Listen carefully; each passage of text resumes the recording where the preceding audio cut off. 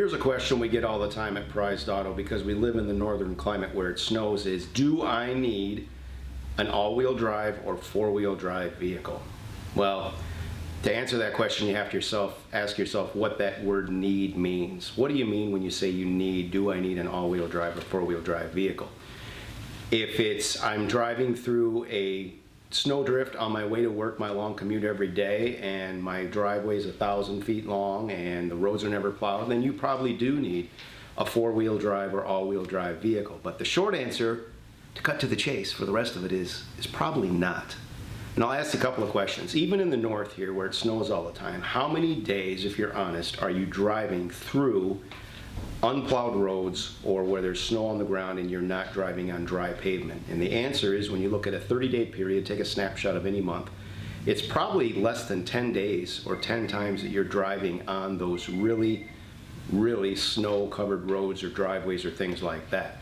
But the reality is that some people want the reassurance or the knowledge or peace of mind of knowing that, wow, if I really get into the bad stuff, I can plop it down into four-wheel drive, or my vehicle is all-wheel drive, it will automatically engage those wheels.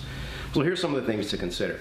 It wasn't long ago that all cars were rear-wheel drive, and somehow we magically got around in the north and everywhere else with just rear-wheel drive. I remember my dad would throw bags of sand in the back of the two-wheel drive pickup and was able to navigate the wintertime with some snow tires just on the rear of the vehicle and get around pretty well. In the 70s and late 70s and early 80s, car manufacturers started putting front-wheel drive in vehicles where the engine and transmission are located over those front drive wheels, and traction increased enormously. And that made even winter driving that much more controlled or safe or better to progress through deep and drifted snow.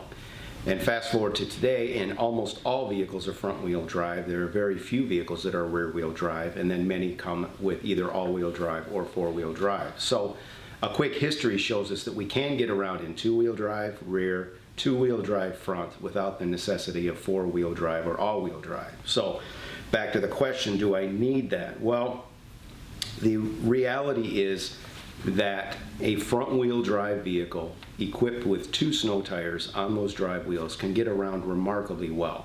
And unless you've tried modern current snow tires, you have no idea what I'm talking about. You feel like your car or truck can drive up a tree when it's got those snow tires on. And not just for traction going forward is important, is the ability to stop your vehicle. Often you hit the brakes with a four-wheel drive vehicle and you're still just sliding toward whatever it is you don't want to hit.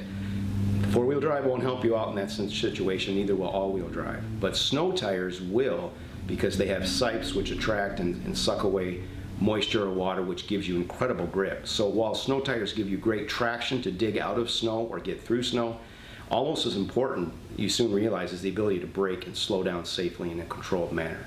So snow tires are a great option for a lot of people. Snow tires should be installed on all four wheels. You can get by with two wheels on a front-wheel drive vehicle, and you will be amazed at the ability to drive through things you never thought possible with your stock tires. And we'll have another video completely on tires and get into that more in detail.